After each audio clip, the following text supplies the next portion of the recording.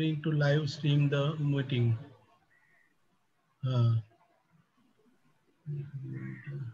झालं तो याचा ना डोंट सेव्ह ना.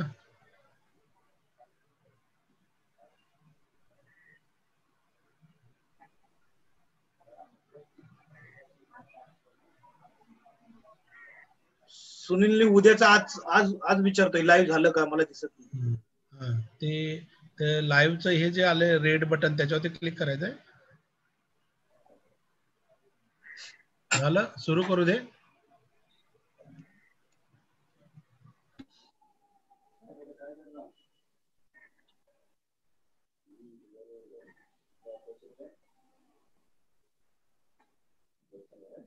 हा सुरू करा शरद.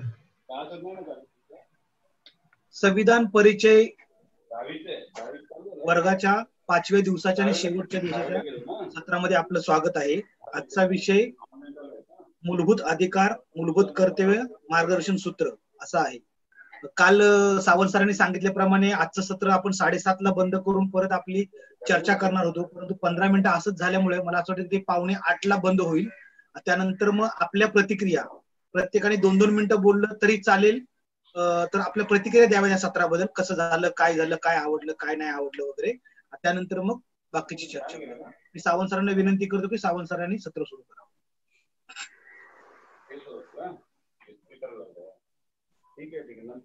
सावंत सर.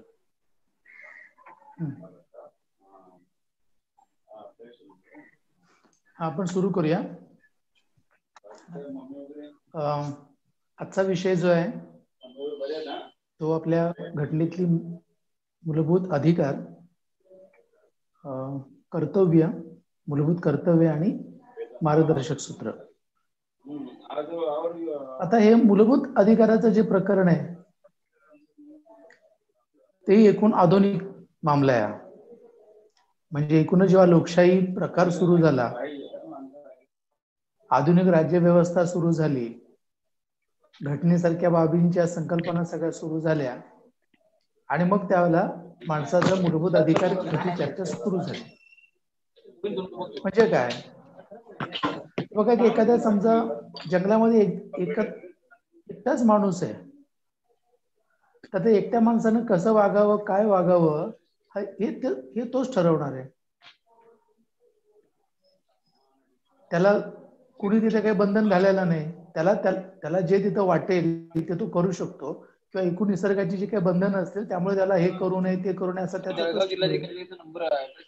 जेव्हा सगळी माणसं जेव्हा एकत्र येतात आणि एक राज्य तयार होतं, त्यावेळेला मात्र माणसांना त्यांच्या मनाप्रमाणे हवं तसं वागणं असं काही करता येत नाही. राज्यव्यवस्था जर नीट चालायची असेल तर सगळी जी लोक जी आहेत त्यांच्यावरती काहीतरी बंधनं त्या व्यवस्थेच्या दृष्टीने येतात. आणि मग जे राज्य आपण निवडतो, जे राज्य आपल्यावरती राज्य करतं, सगळी व्यवस्था ठेवतं, ते राज्य आपल्यावरती काय प्रकारची बंधनं लादणार आणि कोणती ती लादूच शकत नाही याच्याबद्दलचा निर्णय करणं महत्वाचं असतं. इथंच मूलभूत अधिकार नावाची बाब तयार झाली. म्हणजे कोणते राज्य असेल त्या राज्यानं माणसाचा हा 1, 2, 3, 4 असे काही जे अधिकार आहेत, हे अधिकार कुठलीही बंधनं घालत असताना ते हिरावले जाणार नाहीत. ते त्याचे मूलभूत अधिकार आहेत, ते त्याचे जन्मजात अधिकार आहेत असं ठरलं. मग आता हे अधिकार कुठले, त्याची एकूणच जगात वेगवेगळ्या वेळी त्याची चर्चा झाली. अमेरिका जी आपण म्हणतो की त्यांची घटना ही सगळ्यात जुनी घटना आहे, त्यांच्याकडे फंडामेंटल राईट्स, मूलभूत अधिकार नावाची एक संकल्पना आली. खरं म्हणजे ती घटनेत येण्याच्या आधी मानवी मूलभूत अधिकार काय अशा रीतीच्या त्या चर्चा होत्या.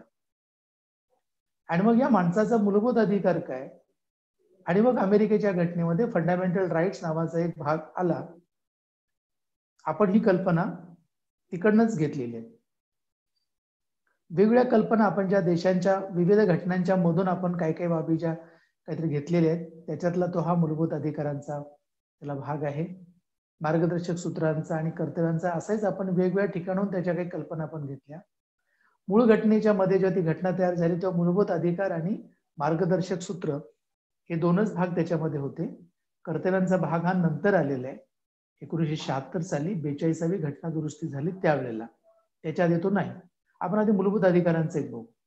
तर मूलभूत अधिकार हे माणसाचे हिरावून न घेता येण्यासारखे अधिकार आहेत. ते राज्य संस्थेनं त्यांना ते द्यावेच लागतात. जे ते त्याचे आहेतच, त्याचा भंग राज्य संस्थेनं करायचा नसतो. जगाच्या सगळ्या एकूण देशांच्या मधल्या माणसांच्या साठी म्हणून काही एक विचार करणारी अशी युनायटेड नेशन्स ऑर्गनायझेशन, युनो नावाची संस्था आहे, संयुक्त राष्ट्रसंघ. तर या संयुक्त संघटनेनंही दुसऱ्या महायुद्धाच्या नंतर, दुसरं महायुद्ध म्हणजे हिटलर वगैरे तुम्हाला आठवत असेल, हिटलरच्या विरोधात सगळे एकत्र आले वगैरे वगैरे. त्या महायुद्धाच्या नंतर माणसाचे अधिकार काय असतील मानवाचे याचा एक जाहीरनामा त्यांनी काढला.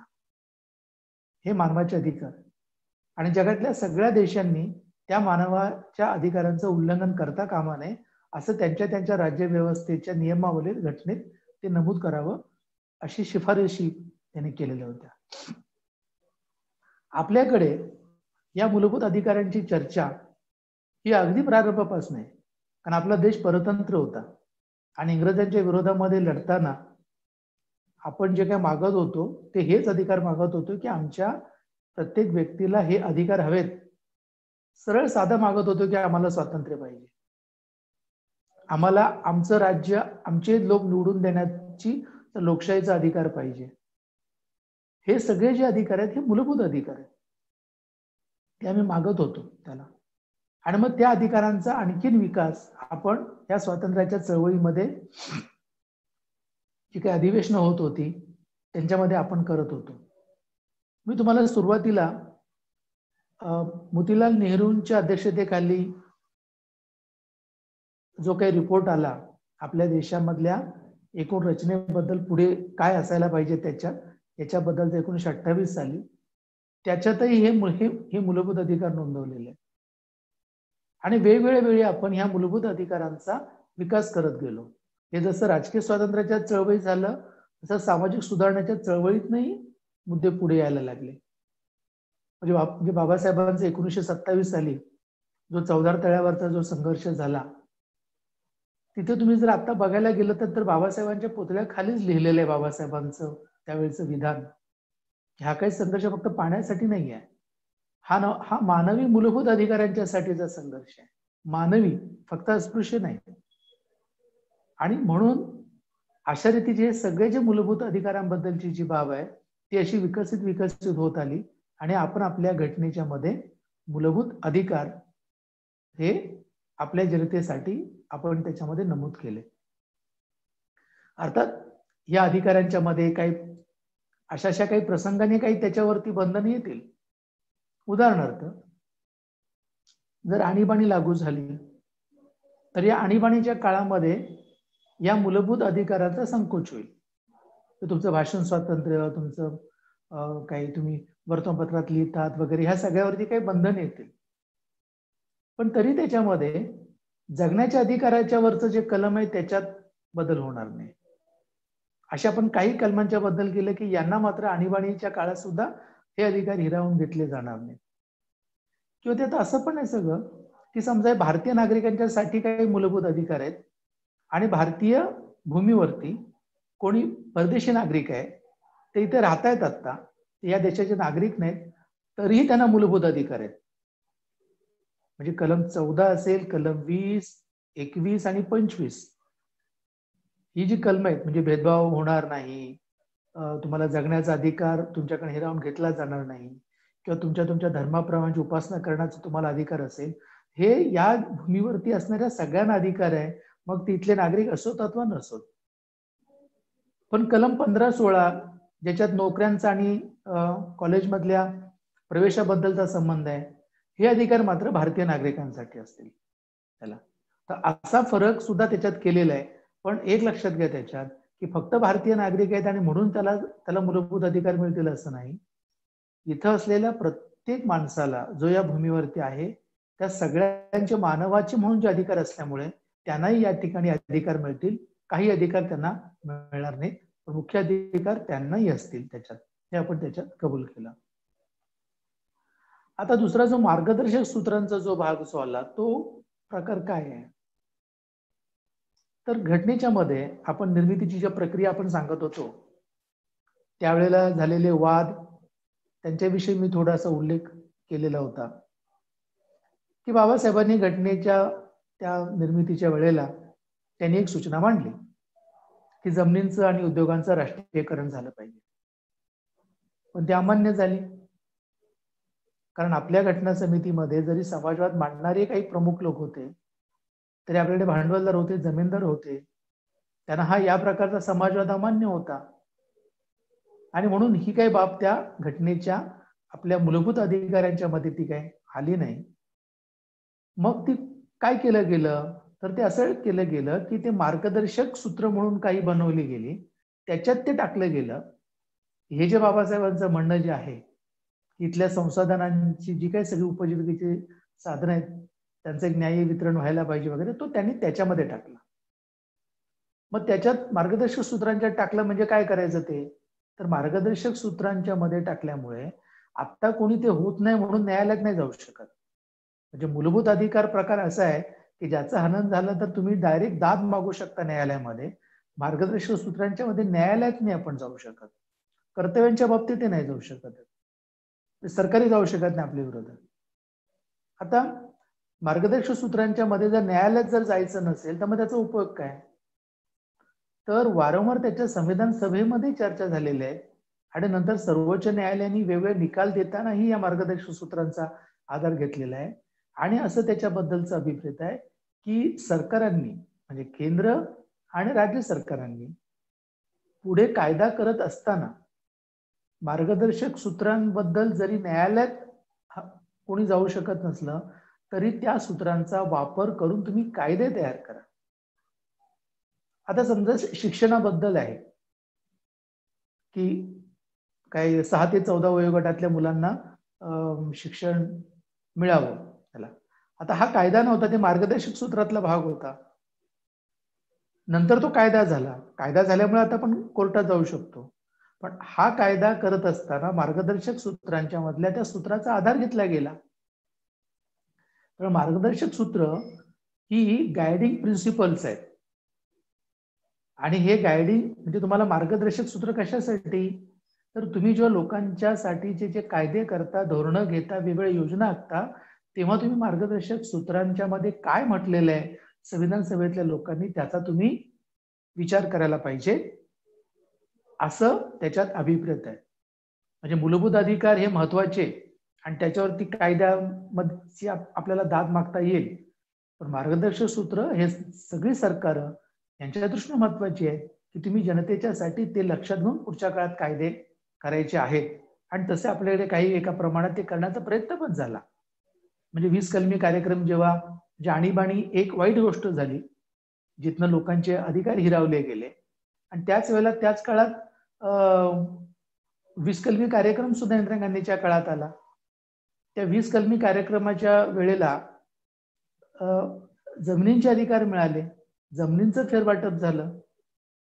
नंतर तुम्हाला सगळ्यांना आठवत असेल, हे आपण सगळे तुम्ही आता लोखंडी मार्गावरचे लोक आहात, त्या लोखंडी मार्गावरती आपल्या जी काही घरं सगळी आहेत त्या घरांचे काहीतरी मालक होते, लोकांनी जागा पकडून तिथं केलेले, आणि जे कोणी भाडोत्री आणि असे जे तिथं राहणारे होते त्या सगळ्या त्याच्यात त्या सगळ्या लोकांना काही अधिकार नव्हता. पण इंदिरा गांधीच्या काळामध्ये राहील त्याचं घर असं झाल्यामुळे हे सगळे घरांचे मालक, जे झोपड्यांचे मालक, दादा भाई, हे सगळे बाजूला पडले आणि तिथं राहणाऱ्या त्या गरीबाचं ते झोपडं त्याच्या नावावरचं झालं. म्हणजे राहील त्याचं घर हा फायदा त्याच्यात झाला. तर अशा रीतीनं आता हे काही घटनेत नव्हतं लिहिलेलं, पण मार्गदर्शक सूत्रात होतं, त्याचा उपयोग त्यावेळेच्या सरकारनं केला आणि त्याचे कायदे केल्याने लोकांना त्याचा लाभ झाला. तर मार्गदर्शक सूत्रे खूप महत्वाची आहेत. किंबहुना आपल्याला चळवळ करणाऱ्या लोकांना, कार्यकर्त्यांना, संघटनांना नेहमी आपण आपल्या एकूण मागण्या करत असताना जसं आपण मूलभूत अधिकाराकडे लक्ष ठेवू तसं आपल्याला मार्गदर्शक सूत्रांच्या मध्ये काय म्हटलेलं आहे आणि त्याचं गेल्या 70 वर्षात काय झालेलं नाही हे लक्षात आणून देऊन तिकडे आपल्याला त्याचं लोकांचं लक्ष आणि आपल्याला वेधलं पाहिजे आणि सरकारकडे त्याबद्दल आपण त्या रीतीचे मागण्या केल्या पाहिजेत आणि सरकारला जागा केलं पाहिजे. सरकारवरती त्याच्याबद्दलचा दबाव आपण आणायला हवा. आता ह्या कर्तव्यांची बाब काय, तर मूलभूत कर्तव्य असं ज्याला म्हटलं गेलेलं आहे हा मूळ घटनेचा भाग नाही. घटना जेव्हा तयार झाली तेव्हा, तर जेव्हा ती घटनेच्या नंतर खूप काळानंतर 1976 साली इंदिरा गांधींचाच तो काळ होता, त्याला 42वी घटना दुरुस्ती करून काही काही दुरुस्त्या घटनेच्या मध्ये केल्या गेल्या. त्यातली ही एक घटना दुरुस्ती जी आहे की त्याच्यामध्ये मूलभूत कर्तव्य हा भाग त्याच्यात टाकला गेला. मार्गदर्शक सूत्रांच्याच मधल्या एका कलमाच्या मध्ये तो ती दुरुस्ती केली गेली आणि त्याच्यामध्ये ती कर्तव्य टाकली गेली. म्हणजे काय त्याच्यात, की देशातल्या जनतेनं स्वतः तिचं काय कर्तव्य आहे, तिने कसं वागावं, काय बाबी तिनं करायला हव्यात अशी ती अपेक्षा आहे. पण इथं एक आपल्याला मूलभूत फरक आपला लक्षात ठेवायला पाहिजे. आपल्याला अनेकदा सरकारमधले लोक, नेते हे सगळे असं सारखं आपल्याला त्याच्यात बोलत असतात की जसे तुमचे अधिकार आहेत तशी जनतेची कर्तव्य आहेत. तिथं आपण सावध राहायला पाहिजे. मूलभूत अधिकार आणि कर्तव्य या एकाच नाण्याच्या दोन बाजू नव्हेत, हे नीट मनामध्ये अधोरेखित करा. कधी तुम्हाला मुद्दा माहिती नसेल, ज्यांना माहिती आहे त्यांनी पण तो नीट अधोरेखित करा. मूलभूत अधिकार आणि मूलभूत कर्तव्य एकाच नाण्याच्या दोन बाजू नाही. म्हणजे काय, कठीण आहे. आपण म्हणतो की अधिकार आहे तिथे कर्तव्य असले पाहिजेत. कर्तव्य असली पाहिजेत ना. एकदा तुम्हाला जेव्हा अधिकार दिला गेलेला आहे तेव्हा तो अधिकार राबवत असताना, समजा मला भाषणाचं स्वातंत्र्य आहे, हा मला अधिकार आहे, कलम 19 प्रमाणे मूलभूत अधिकार आहे माझं, मला भाषण करण्याचा. मी भाषण करत असताना मी जर असं काय भाषण मी करेन की ज्यामुळे लोक तिथं दंगली करायला प्रवृत्त होतील तर नाही चालणार. मी एखाद्याला शिव्याच देत बसलो त्याच्यामधनं कशाही तर नाही चालणार. म्हणजेच मूलभूत अधिकारांच्या मध्ये तुम्ही ही जनतेनं या अटींच्या अधीन राहून तो मूलभूत अधिकार त्यांना भोगता येईल. तिथे त्यांचं कर्तव्य आलंच आहे. म्हणजे कुठलाही अधिकार जो काही दिला गेलाय त्या अधिकाराच्या मध्ये तुम्ही हा अधिकार तुम्ही भोगत असताना काय करता कामा नये, तो काय मर्यादित करायचा हे पण त्याच्यात लिहिलंय. तो वेगळ्या कर्तव्याचा भाग नाही म्हणजे त्याच्यामध्ये. तर मूलभूत अधिकार हे त्या माणसाचे मूलभूत आहे. म्हणजे काय, समजा कर्तव्याचा भाग आहे की मी वैज्ञानिक दृष्टिकोन बाळगेन. आता वैज्ञानिक दृष्टिकोन बाळगायचा असं माझं कर्तव्य आहे. पण समजा मी ते कर्तव्याचं पालन नाही केलं, मी बिन चपलांचा मी इथून सिद्धिविनायकाला चालत गेलो. आता मी इथूनच सिद्धिविनायकाला जाऊ शकत, आमच्याकडे कोल्हापूरला अंबाबाईचं देऊळ आहे. समजा मी बिन चपलाचा अंबाबाईच्या देवळात चालत गेलो तर तो वैज्ञानिक दृष्टिकोन मी पाळला असं नाही होत ना. म्हणजे कर्तव्याचं पालन नाही मी केलंय. मग मी जर कर्तव्याचं पालन नाही केलं तर माझा मूलभूत अधिकार हा काढून घेतला जाईल का? नाही. मी वैज्ञानिक दृष्टिकोन बाळगो अथवा न बाळगो, माझं उपासनेचं स्वातंत्र्य, माझं श्रद्धेचं स्वातंत्र्य हे अबाधित राहणार आहे. मी कर्तव्य पालन करायला पाहिजे ही त्या मूलभूत अधिकाराची पूर्वअट नाही. हे मी याच्यासाठी सांगतोय की काही आपल्याकडे लोक जे आपल्याशी फसगत करतात, ज्यांना शोषण करायचं असतं, लोकांच्या वरती आपलं वर्चस्व गाजवायचं असतं, आपल्या हितासाठी राज्यव्यवस्था राबवायची असते, ती मंडळी सारखं आपल्याला बघा तुम्ही कर्तव्य पाळली पाहिजेत, तुमची ही कर्तव्य आहेत, तुम्ही असं बरोबर ना, ती कर्तव्य ते आम्ही पाळू ना. पण म्हणून मूलभूत अधिकाराशी तडजोड नाही होणार. मूलभूत अधिकारी मूलभूत अधिकार आहेत, ते मला मिळणारच. आणि ते तुमच्या सरकारच्या कडनं जर मला नाही मिळाले तर मी ते न्यायालयात जाणार आहे, त्याचं तुम्ही उल्लंघन करू शकत नाही. असं आपल्याला त्याच्यात बोलता आलं पाहिजे. कर्तव्यांचा भाग वेगळा आहे आणि त्यामुळे कर्तव्य हा प्रकार हा मूळ घटनेतला प्रकार नाही, हा नंतर आलेला आहे. त्यामुळे मूळ घटनेचे प्रकार मूलभूत अधिकार आणि मार्गदर्शक सूत्र, जे आपण गोष्टी मूलभूत अधिकार देऊ शकत नव्हतो, उदाहरणार्थ जमिनीचं फेरवाटप वगैरे वगैरे, त्या गोष्टी आपण मार्गदर्शक सूत्रांच्या मध्ये आपण जे टाकल्या. आणि कर्तव्य ही नंतर आलेली आहे, तेव्हा कर्तव्यांचं स्थान हे दुय्यम तिय्यम किंवा खूप नंतरचं आहे, की जे आपण पाळायला पाहिजे, त्याच्याबद्दल तुमत नाही.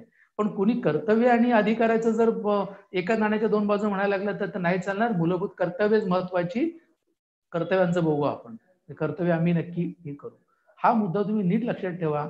आपण चळवळ करणाऱ्या लोकांच्या दृष्टीनं हे खूप महत्वाचं आहे. याचं आणखीन कधीतरी विस्तृत आपण पुढे बोलू, किंवा आणखीन कोणी याच्याबद्दल मार्गदर्शन करणार असेल तर आपण त्याच्याबद्दल बोलू. आता मी तुमच्या समोर ज्या त्या स्लाइड केलेल्या आहेत काही त्या अधिकाऱ्यांच्या, त्या मी तुमच्याशी भरभर जातो. त्या सगळ्या स्लाइडचं काय आपण आता चर्चा करणार नाही आहोत. पण तुम्ही जेव्हा ते आपण जेव्हा आपल्या ग्रुपवर टाकू तेव्हा मात्र मग तुम्ही ते बघा. त्या प्रत्येकाचं विश्लेषण करायला गेलो तर आपण खूप जरा आता आपण तेवढा वेळ नाही आणि थोडं त्याला बोर व्हायला पण होईल. पण आपण ते एकदा सगळी काय काय ते जरा बघत जाऊया आपण.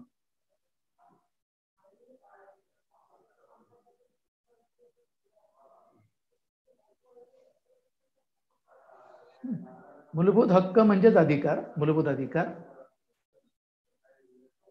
आता आपण मूलभूत अधिकारांचा भाग आधी पाहू. आता इथे मी तुमच्याकडे दोन काय हे ठेवलं की व्यक्तीच्या विकासासाठी काही हक्कांना जे विशेष महत्व लागते त्यांना मूलभूत हक्क म्हणतात. त्याचे काही एक उद्देशही आहे की व्यक्तीच्या सगळ्या विकासाच्या साठी या मूल्यांची जोपासना आवश्यक आहे वगैरे. हे फक्त तुम्हाला एक मात्र सांगतो. आपल्या घटनेच्या भाग 3 मध्ये, पार्ट 3 मध्ये कलम 14 ते 32 ही जी कलम आहेत त्यांना मूलभूत अधिकार म्हणतात. त्याची वर्गवारी केली आहे. ती वर्गवारी कशी केली बघा की समानतेचे अधिकार आहेत काही. तर समानतेच्या अधिकारामध्ये कलम 14 ते 18 येतात. स्वातंत्र्याचा जो हक्क जो आहे त्याच्यामध्ये कलम 19 ते 22 येत आहे. नंतर मग शोषणाविरुद्धचा हक्क आहे, धर्मस्वातंत्र्याचा हक्क आहे, सांस्कृतिक व शैक्षणिक हक्क आहे आणि घटनात्मक उपायांचा हक्क आहे. आणि त्यांची कलम त्याच्या समोर दिलेली आहेत. म्हणजे घटनेस्थळी ती कलम सगळी त्याच्यातली आहेत. मग ह्यांचा असा गट करून हा समानतेचा अधिकार आहे, हा स्वातंत्र्याचा आहे असं ते केलंय. आणि एक त्याच्यामध्ये संपत्तीचा हक्क मूलभूत अधिकार म्हणून एकेकाळी होता, पण तो नंतर काढून टाकण्यात आला. 44वी घटना दुरुस्ती झाली ती 1978 साली. आणि ते नंतर कलम जे संपत्तीच्या बद्दलचं आहे की ते कलम 301 नावाचं केलं गेलं, त्याच्यात तो टाकला गेला. पण तो मूलभूत अधिकारांचं ते कलम म्हणून ते आता गणलं जात नाही. तर तुमची जी काही म्हणजे प्रॉपर्टी आहे खाजगी, तुमची जी खाजगी संपत्ती आहे ती काढून जर घ्यायची असेल तर त्याच्याकरता कायदेशीर प्रक्रिया करावी लागेल असं ते 301 मध्ये म्हटलंय. पण मूलभूत अधिकारामध्ये जेव्हा ते होतं तेव्हा त्याचा अर्थ असा की तुमची खाजगी संपत्ती, समजा तुमची जमीन आहे किंवा तुमचं एखादं घर आहे, समजा हे तुमचं घर जर रस्ता करण्याच्या योजनेमध्ये जर ते आडवं येत असेल तर पूर्वीच्या ह्याच्यात तुम्ही असं म्हणू शकत होता की मी माझं घर तुम्हाला पाडणारच नाही, मी काय रस्ता न्यायचा तिकडनं न्या. किंवा समजा तुमची जमीन आहे आणि त्या उद्या जमिनीतनं तिथे काहीतरी एखादा प्रकल्प सरकारला करायचा आहे, धरण बांधायचं आहे, काही एक सार्वजनिक हिताचा प्रकल्प करायचा आहे, तर बाकीचे समजा काही लोक तयार झाले की जमीन द्यायला, आणि समजा एकानं म्हटलं की मी जमीन देणारच नाही, तर सरकार काय करणार? कारण तो तुमचा मूलभूत अधिकार आहे. तुम्ही जे म्हटलं की नाही तर नाही म्हणून. आणि मग एकूण देशातल्या सगळ्या जनतेच्या हितासाठी, सार्वजनिक हितासाठी म्हणून एखाद्या व्यक्तीचं घर, एखाद्या व्यक्तीची जमीन अशी जर काही लागत असेल त्या प्रकल्पासाठी, आणि जर तो उद्याला नाही म्हणाला तर अडचण होईल. आणि म्हणून हा संपत्तीचा जो हक्क जो आहे तो मूलभूत अधिकार जो आधी होता तो काढून घेण्यात आला, तो रद्द करण्यात आला 44व्या घटना दुरुस्तीने. आणि तो 300A मध्ये एक कायदेशीर अधिकार म्हणून तो घातला गेला. म्हणजे एखादी जमीन घ्यायची असेल तर ती कायदेशीर प्रक्रिया करून तुम्ही घेऊ शकता, पण तो नाहीच म्हणू शकत नाही तुम्हाला की मी काही केलं नाहीच देणार त्याला. बेकायदेशीर सरकार नाही घेणार. त्याला जो काय कायदा असेल त्याच्याप्रमाणे त्याला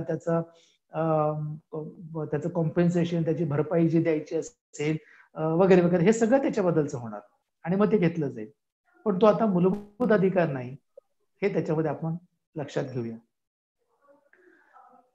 आता याचे वेगळे पण परिणाम काय काय झाले. उदाहरणार्थ अनेक आदिवासींच्या जमिनी किंवा अशा काही गोरगरिबांच्या जमिनी ज्या काही 2-2, 4, 3-4 गुंठे, 1-2 एकर वगैरे अशा ज्या काही होत्या त्या पण सरकारने अशा काढून घेतलेल्या आहे आणि त्यांच्या उपजीविकेचं साधनच गेलेलं आहे.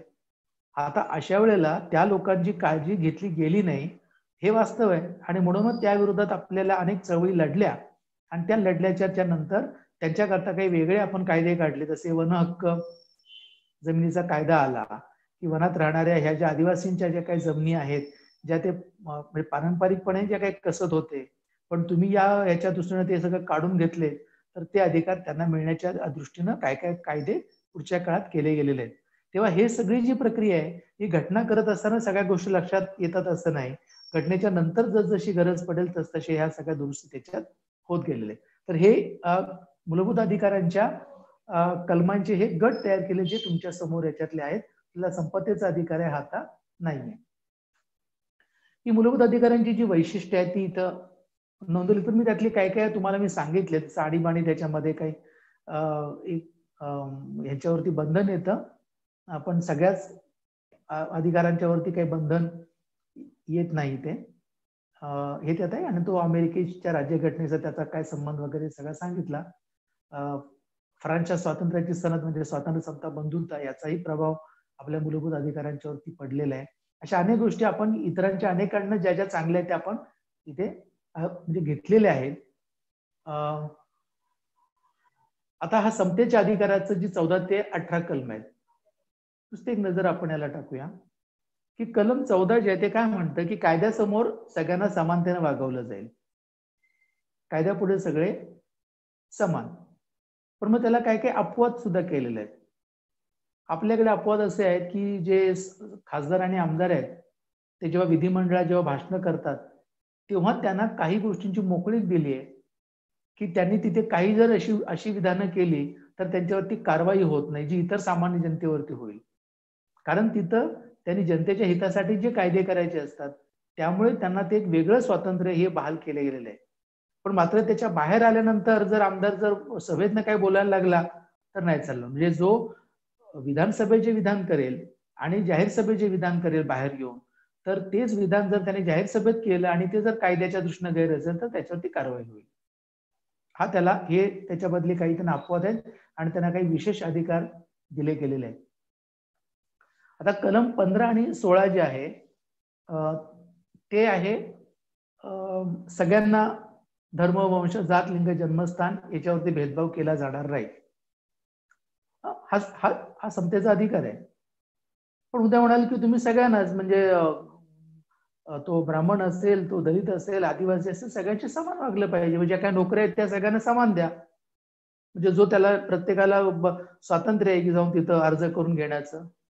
पण आपण काय केलं किंवा जर असं जर झालं तर जे समाजातले बलिष्ठ आहेत जे आधीपासून शिकलेले आहेत तेच त्या जागा सगळ्या बळकावतील आणि तसं झालेलं आहे, दिसतंय, अजून आपल्याला दिसतंय. आणि म्हणून आपण त्याच्यात राखीव जागा आणल्या. राखीव जागा हा या समानतेच्या अधिकाराला आपण एक अपवाद केला. तो अपवाद कशासाठी आहे तर खरीखुरी समानता येण्यासाठी. आणि म्हणून मग कलम 15 जरी असं म्हणतंय की धर्म, वंश, जात, लिंग, जन्मस्थान याच्यावर भेद केला जाणार नाही तरी काही बाबींसाठी ते अपवाद केलं जाईल. विशेषतः महिला आणि बालकांच्यासाठी काही वेगळ्या गोष्टी केल्या जातील.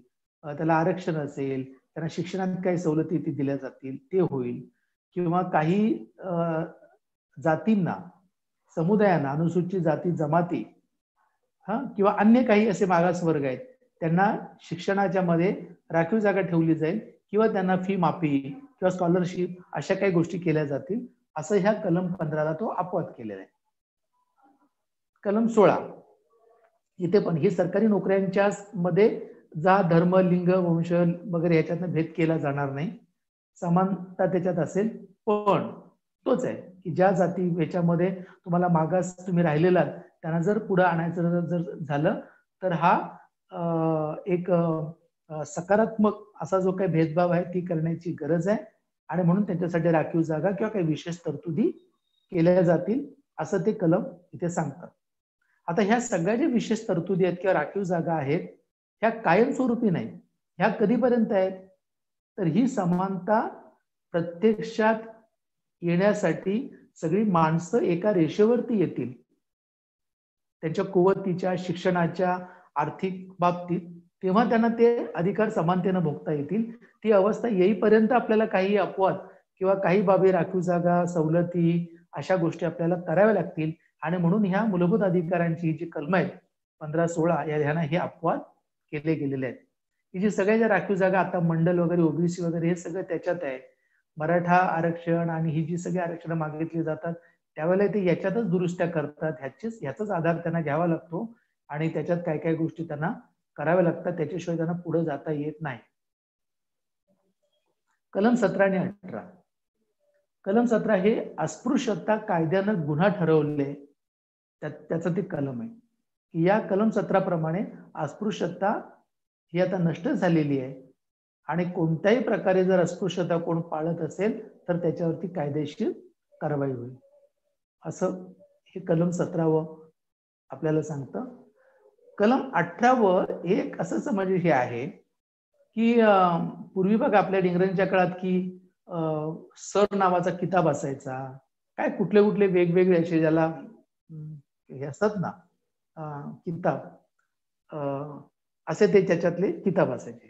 तर त्याच्यात कलम 18 प्रमाणे काय झालं की फक्त लष्करी आणि शिक्षण याच्यामधनं जे पदव्या मिळतील त्याच तुम्ही तुमच्या नावापुढे लावू शकता.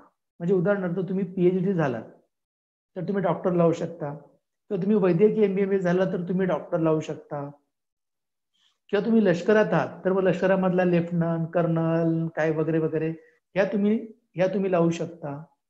पण दुसऱ्या तुम्ही कोणत्याही पदव्या तुम्ही लावू शकत नाही. त्याच्यात बाहेरून कोणी तुम्हाला जर काही दिल्या तर त्या तुम्ही राष्ट्रपतींच्या परवानगीशिवाय तुम्ही घेऊ शकत नाही कुठल्या दुसऱ्या देशाने दिल्या तर. आता आपल्याकडे खरं म्हणजे ह्या पदव्या माझ्या काळात बंद केल्या होत्या पण त्या परत चालू केल्या, म्हणजे पद्मश्री, पद्मविभूषण, भारतरत्न वगैरे. पण ह्या पदव्या तुम्ही नावापुढे लावू शकत नाही.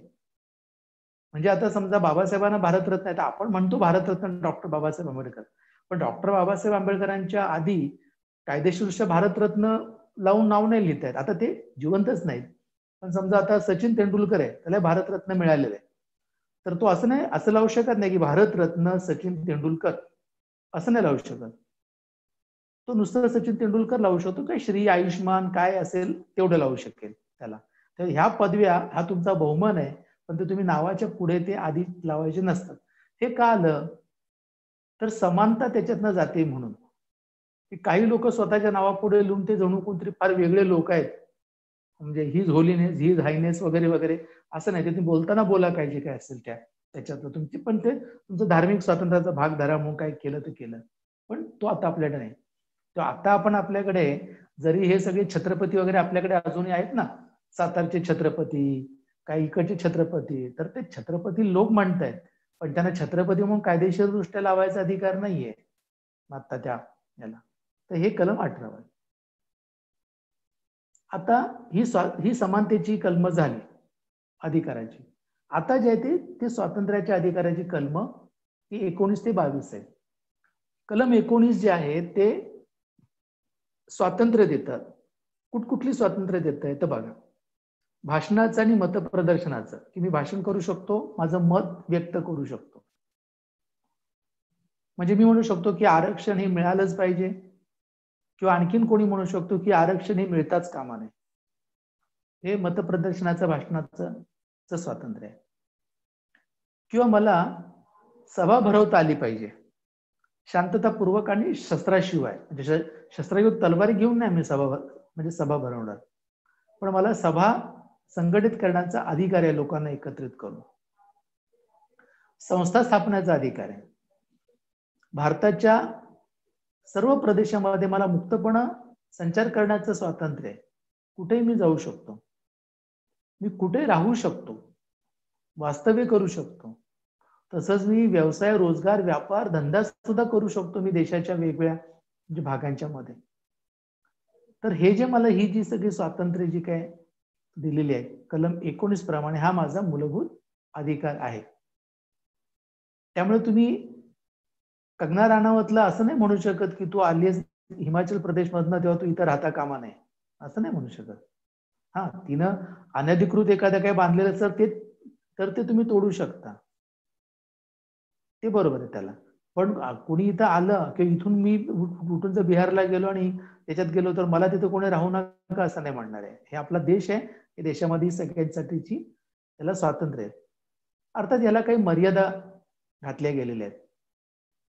त्या मर्यादांच्या मध्ये असं आहे की देशाचं सार्वभौमत्व, एकात्मता, देशाचं संरक्षण, परराष्ट्राशी जे काही आपले संबंध मैत्रीचे असतात ते, शांतता आणि सुव्यवस्था समाजात राहायला पाहिजे एकूण, याला जर बाधा येत असेल तर मात्र माझ्या या अधिकारावरती सरकार बंधन आणेल. म्हणजे जर मी भाषण करून जर काही दंगलींसाठी जर प्रोत्साहन देत असेल तर ते स्वातंत्र्य माझं मूलभूत अधिकारामध्ये येत नाही, त्याच्यावरती माझ्यावरती कारवाई म्हणजे होऊ शकते. किंवा मी सभ्यता पाळली पाहिजे, नीतिमत्ता पाळली पाहिजे. अवमान करणं कोर्टाचा म्हणा किंवा एखाद्याची बदनामी करणं, निंदा नालस्ती करणं, गुन्ह्याला प्रवृत्त करणारं भाषण करणं हे नाही मी करू शकत. पण याच्यामध्ये कोणता कोर्टाचा कशातनं कोर्टाचा अवमान होतो आणि कशातनं नाही हे मात्र नीट ठरायला लागतं. त्याच्यात जेव्हा संदिग्धता राहते तेव्हा आता जसं प्रशांत भूषणच्या बाबतीत त्यांनी अवमानना म्हणून कारवाई केली, ती प्रतिकात्मक असेल एक रुपया शिक्षेची, पण तरी केली त्यांनी. का तर त्यांनी ते जे आपले सरन्यायाधीश आहे ते मोटरसायकलवरती बसले होते, काय ह्याला मास्क नव्हता वगैरे असं त्यांनी, म्हणून त्यांनी त्याच्यावरती काहीतरी कॉमेंट केली, किंवा कोर्टाला हे करायला वेळ आहे आणि हे नाही असं त्यांनी म्हटलं वगैरे. तर आता या बाबी काय अशा मोठ्या अवमान करणारे नाही आहेत. आपण पण बघा त्या दिवशी राजा ढाले आणि नामदेव ढसाळ यांचं वाचलं होतं ना काय काय ते म्हणाले ते. तेव्हा या गोष्टी, बारीक सारी गोष्टींचा अवमान वाटून घेणं सरकारनं किंवा कोर्टानं हे असता कामा नये. अगदी ज्याच्यात खूप तीव्र प्रश्न आहे त्याच्यात तुम्ही करा. आता प्रशांत भूषणने कोर्टाचा अवमान केला असं तुम्हाला वाटलं, मग ते कल्याण सिंगने तर 1992 साली कोर्टाला आश्वासन दिलं होतं की ही बाबरी मशीद जी आहे ते आम्ही पाडू देणार नाही. ते मुख्यमंत्री होते, मग ते आश्वासन पाळलं गेलं का? नाही पाळलं गेलं ना. मग कोर्टाने विचारलं त्यांना, आता 27 वर्ष होऊन गेली, मग ते प्रकरण तुम्हाला आता अजून कोर्टाचा अवमान तुम्हाला वाटत नाही, आणि प्रशांत भूषणचा आता काही महिन्यापूर्वी केलेला तुम्हाला अवमान वाटतो? किंवा या गोष्टी आपल्याकडे ज्या होत आहेत तिथं आपल्याला बोट ठेवलं पाहिजे आणि समाज मन जागं केलं पाहिजे की असा भेदभाव कोर्टाला पण करू देता कामा नये. आपण आपलं जनमत त्या दृष्टीने संघटित करायला पाहिजे. किंवा कोर्टाला म्हणायला लागेल की हा मुद्दा जो तुम्ही त्याचा परत तुम्ही रिव्ह्यू करा, म्हणजे परत त्याचं तुम्ही छाननी करा, परत त्याचा ती सुनावणी घ्या, किंवा अधिक वरच्या पीठाकडे ते तुम्ही घेऊन जा, म्हणजे अधिक न्यायाधीशांच्या बेंच पुढे हे प्रकरण आणा, अशी आपल्याला त्याच्यावरची मागणी करावी लागेल. हे जे कलम 19 आहे हे खूप महत्वाचं आहे. ते आपण दोन दिवसापूर्वी जे पाहिलं होतं ना, असीम त्रिवेदीनं ते कमोड मस्त ते संसद म्हणजे संसदेचं कमोड केलं होतं असं जे चित्र त्यांनी काढलं होतं, व्यंगचित्र, त्यामुळे त्याच्यावरती कारवाई करण्यात आली. पण कोर्टानं ते सांगितलं की हे त्याचं अभिव्यक्ती स्वातंत्र्य आहे आणि त्याला मुक्त केलं. तर अभिव्यक्ती स्वातंत्र्यात अशा इतक्या गोष्टी बारीक सारीक येत नाहीत, जी अगदीच खरोखर काहीतरी वेगळं खूप ह्याचं आहे की जे घातक आहे, अशाच बाबी त्याच्यामध्ये येतात. पण आपल्याकडे जी आता परंपरा अशी राहिली आहे की अभिव्यक्ती स्वातंत्र्याने हे खूप मोकळेपणानं लोकांना वापरायला द्यावं, इकडे तिकडे काय झालं तरी त्याचं फारसा काय त्याच्यामध्ये त्याची दखल घेऊ नये, अशीच प्रथा राहिली होती. पण आता मोदींचं सरकार आल्यापासून मात्र हे सगळं ते उलट फिरवत आहेत. आणि जरा तुम्ही इकडे तिकडे सरकारच्या बद्दल बोलायला लागलात की तुमचा तो राजद्रोहाचा खटला तुमच्यावरती दाखल करणं आणि तुम्हाला आत टाकणं, असा प्रकार आता त्याच्यातला सुरू झालाय. आणि म्हणून हे अभिव्यक्ती स्वातंत्र्याबद्दल आपण अधिक दक्ष असण्याची गरज आहे. कलम 20 हे एक असं आहे की ज्याला एखादा गुन्हा जर काय झाला एखाद्या व्यक्तीने केला तर जे तो कृत्य करेल त्याचा जर कायदा असेल की हे कृत्य करता कामा नये तरच त्याच्यावरती गुन्हा दाखल केला जाईल. त्यांनी काहीतरी कृत्य असं केलं की ज्याचा कायदाच नाही, तुम्ही त्याला अटक केली तर ते नाही चालणार. आणि त्या गुन्ह्यासाठी ज्याच्यात करता त्याला गुन्हा केला जाईल ती शिक्षा एकदाच होईल. एकाच गुन्ह्यासाठी अनेक शिक्षा असणार नाहीत. अशा रीतीचे कलम 20 आहे. कलम 21 एक महत्वाचं कलम आहे. तो तुमच्या जगण्याच्या अधिकाराचं कलम आहे. आम्ही या सगळ्या चळवळ करणाऱ्या लोकांनी या कलम 21चा विस्तार करायचा प्रयत्न केला.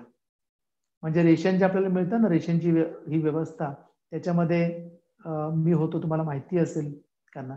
तर त्याच्यामधनं अन्न अधिकाराचा कायदा पुढे होण्याच्या साठीचे जे आम्ही सगळ्या लोकांनी प्रयत्न केले ते या कलमाच्या आधारे आम्ही हे कायदे झाले पाहिजेत असं आम्ही म्हणालो.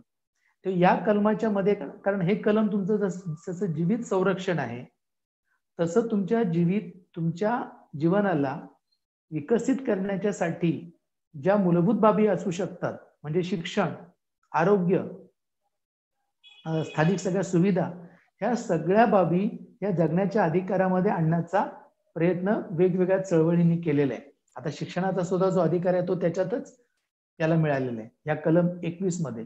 असं त्या ह्या मूलभूत अधिकारांचा आणखी विस्तार आपण जसजसं पुढे पुढे जाऊ, अधिक जाणते होऊ, तसं आपण ते करत असतो आणि ते करायला हवं. त्यासाठी हे सगळं नीट आपल्याला समजून घेण्याची गरज आहे.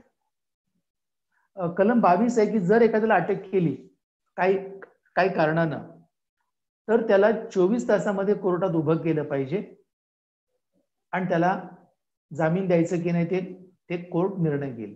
पण त्याला कोठडीत टाकलंय आणि सोडलंच नाही लवकर असं मनमानी पद्धतीनं चालणार नाही.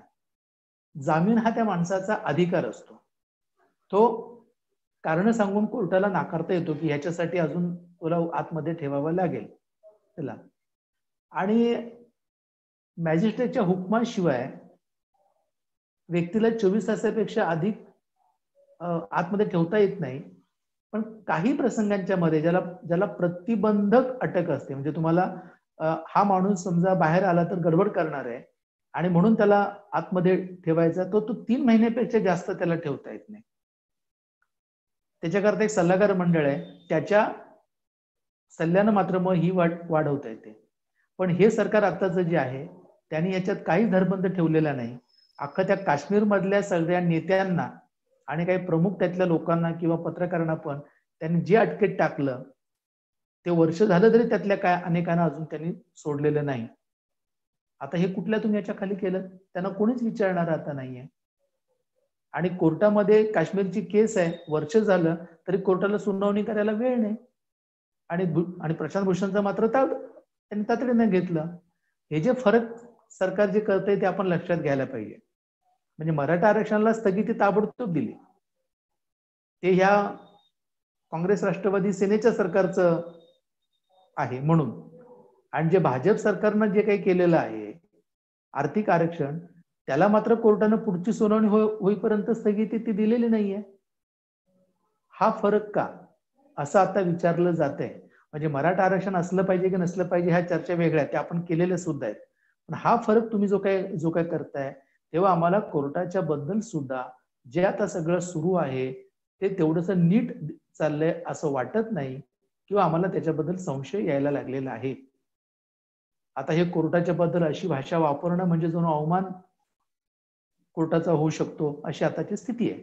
जे समजा मी हे आता असं विधान केलं की तुमच्याबद्दल आम्हाला संशय येतो, हे सुद्धा कदाचित कोर्ट म्हणू शकतो की हा आमचा अवमान आहे आणि कायदेशीर कारवाईला म्हणजे माझ्या सरकारला सामोरं जावं लागतं. हे पूर्वी होत नव्हतं असं. आता मात्र ही जी अतिसंवेदनशीलता जी काही आलेली आहे किंवा घायकुतीला येण्याचा जो सगळा प्रकार आहे हा आपल्या घटनेला घातक आहे, हे आपण लक्षात घ्यायला पाहिजे आणि हे बदलण्यासाठी प्रयत्नरत राहायला पाहिजे. आता आपली तुमची पुढची सगळी वर्ष, आमची पुढची वर्ष आणि पुढची पिढी आणि तिच्या वाट्याला जे काही येईल ते अधिक धोकादायक असेल. हे फार महत् प्रयासाने मिळालेलं आपल्याला जे काही स्वातंत्र्य आणि केलेली घटना आपण आहे ती टिकवली पाहिजे. म्हणजे हम लाए तूफान से किस्ती निकाल के इस देश को रचना मेरे बच्चों संभाल के, असं जे त्या जागृतीमधलं गाणं आहे ना, की ही बोट मोठ्या महत् प्रयासानं त्या सगळ्या पारतंत्र्यामधून आपण आणलेली आहे, ती किनाऱ्याला लागलेली आहे. घटना तयार केलेली आहे, पण हे आता जर काय सांभाळले नाही तर हे सगळे अधिकार एक एक एक एक एक एक एक एक निघून जातील आणि मग काय राहील? तुम्ही कैद व्हाल, तुम्ही गुलाम व्हाल. आधी मानसिकदृष्ट्या गुलाम व्हाल, कारण तुम्हाला अधिकारच माहिती नाही येत तर काय करणार.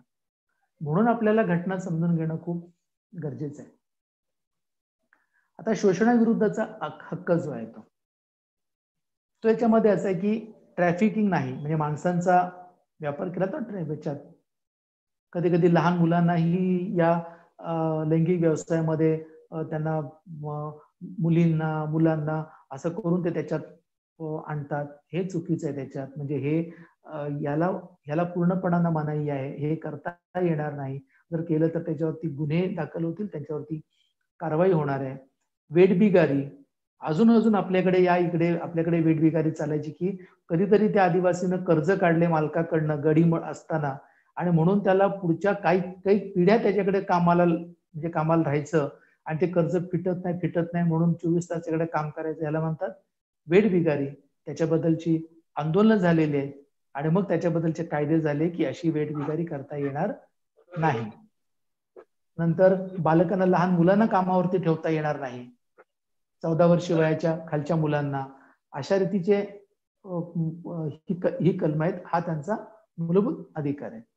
धर्म स्वातंत्र्याचा जो हक्क आहे त्याच्यात 25 ते 28 कलम आहेत. म्हणजे 25 पासून 28 पर्यंत तुम्ही घटना पाहिलीत की. तर कलम 25 मध्ये जे म्हटलंय त्याच्यात असं आहे की सरकारचा कुठलाही धर्म नाही त्याला, आणि मात्र सरकार लोकांचं धर्म स्वातंत्र्य हे त्यांना ते मिळालेलं आहे, त्याचा ते आदर राखणार आहे. सगळ्यांच्यासाठी सरकारचा समभाव राहणार आहे, त्यांच्या सगळ्या धार्मिक कृत्य त्यांची जी सगळे असतात ती. पण याच्यामध्ये थोडा फरक असा केलाय की शस्त्र बाळगता येणार नाही असं आपल्याकडं कायदा आहे.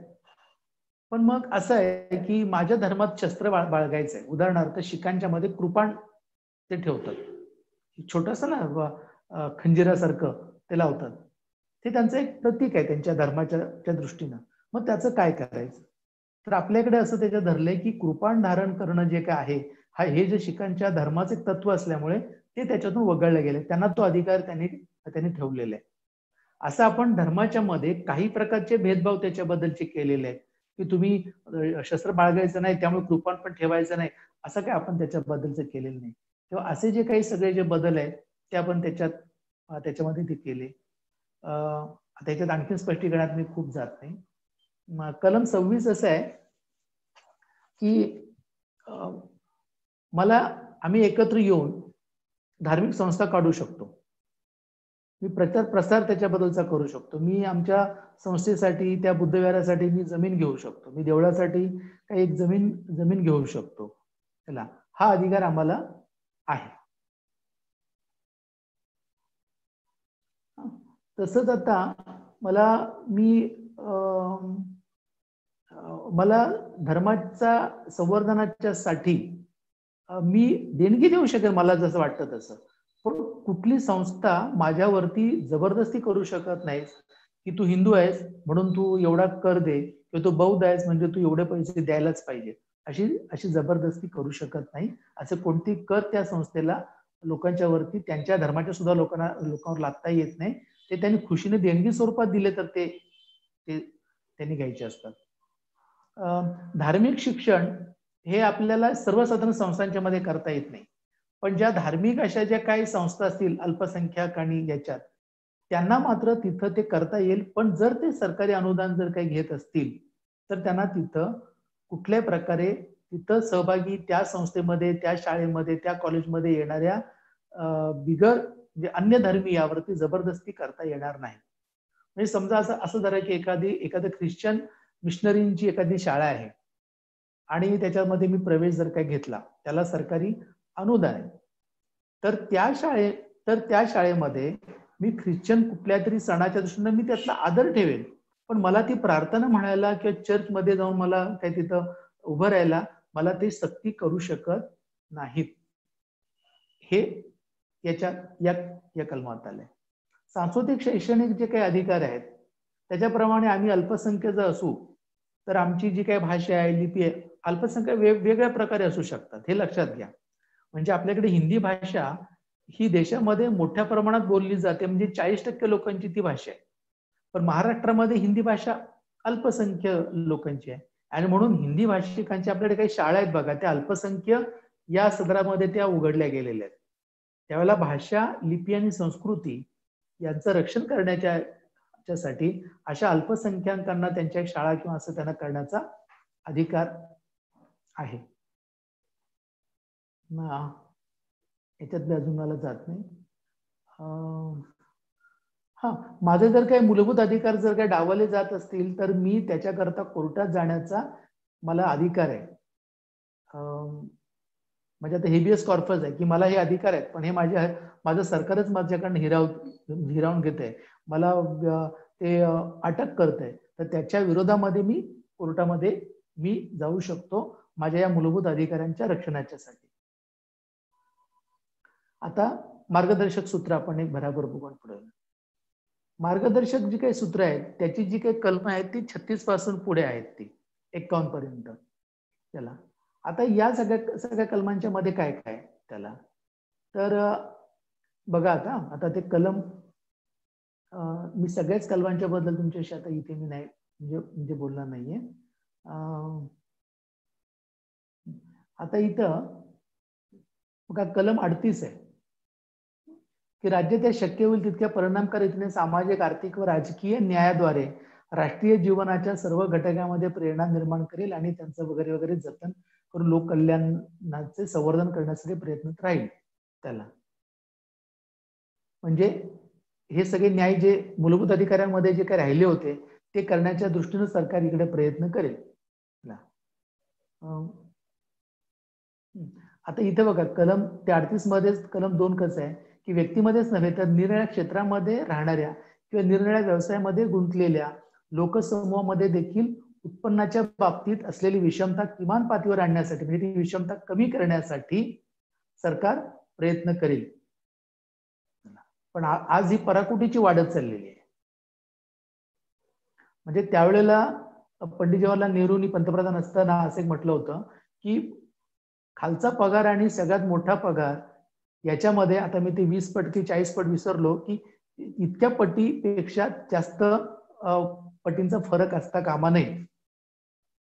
आता हे सगळेच विसरले. म्हणजे एका बाजूला एकाला मिळणार पगार महिन्याचा काही 10,000 आणि एखाद्याला महिन्याला पगार 10 कोटी मिळतोय कॉर्पोरेटमध्ये. हे फरक काय? असा फरक असता कामा नये असं त्यावेळेला आपलं बोलणं झालं होतं. पण हे सगळं आता उद्ध्वस्त केलं जाते कारण ते मार्गदर्शक सूत्रांच्या मध्ये, म्हणजे ते पाळायचं न पाळायचं हे सरकारवरती आहे. कलम 39 जे बाबासाहेबांना अभिप्रेत होतं ना जमिनींचा न्यायचं, ते बघा ह्याच्यात आहे. त्याच्यामध्ये बघा सामूहिक हिताला सर्वाधिक उपकारक होईल अशा रीतीने समाजाच्या भौतिक साधन संपत्तीचं स्वामित्व आणि नियंत्रण यांची विभागणी व्हावी. पुरुष व स्त्री या दोघांना समान कामाबद्दल समान वेतन मिळायला पाहिजे. संपत्तीचा आणि उत्पादन साधनांचा संबंध सामूहिक हितास बाधक होईल अशा प्रकारे एकाच ठिकाणी त्याचा संचय होऊ नये, म्हणजे त्याचं वितरण न्याय्य असायला पाहिजे. अशा बाबी याच्यामध्ये कलम 39 पण त्याच रीतीचं कलम आहे की समान न्याय म्हणजे मागणारे ते आहे. आता पुढे असेच हे वेगवेगळे अधिकार आहेत. ग्रामपंचायतींचं संघटन आहे, कामगारांच्या निर्वाह वेतन वगैरे वगैरे याच्याबद्दल ते तपशिलात मी आता तिकडे जात नाहीये. नंतर याच्यामध्ये एक समान नागरी कायदा मुद्दा आलेला आहे कलम 24 नागरिकांचा एकरूप नागरिक संहिता. हे भविष्यात समान नागरी कायदा यावा, पण त्याची खूप तयारी व्हायला लागते.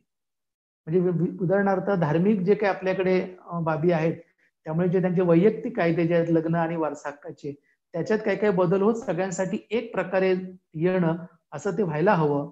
पण ते अजून प्रक्रिया आपल्याकडे धर्माच्या भेदाभेदांच्या साठी ज्यांना प्रयत्न करायचे ती मंडळी तो मुद्दा अशा चलाकीने टाकतात की त्यामुळे ते सगळे फाटाफूट आणखीन वाढायला लागेल.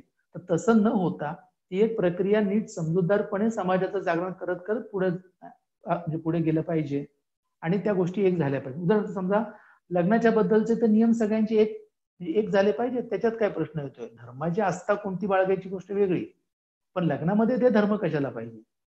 वारसा हक्क धर्म कशाला पाहिजे?